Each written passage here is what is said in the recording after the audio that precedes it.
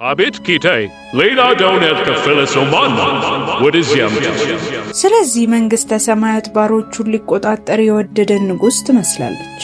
መቆጣጠርን በጀመረ ጊዜ እልፍ መክሊት ዕዳ ያለበት አንድ ሰው ወደ እርሱ መጣ።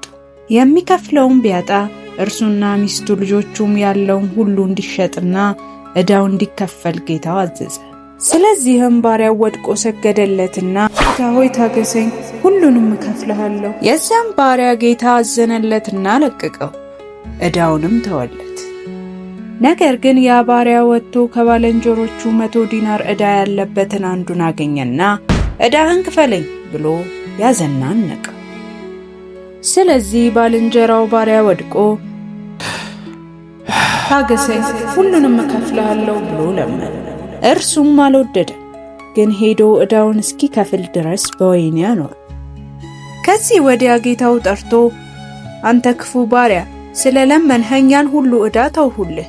እኔ እንደማርሁህ ባልንጀራ የሆነውን ያን ባሪያ ልትምረው ለአንተስ አይገባህምን?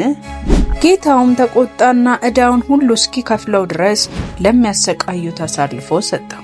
ከእናንተ እያንዳንዱ ወንድሙን ከልቡ ይቅር ካላለ እንዲሁ ደግሞ የሰማይ አባቴ ያደርግባቸዋል።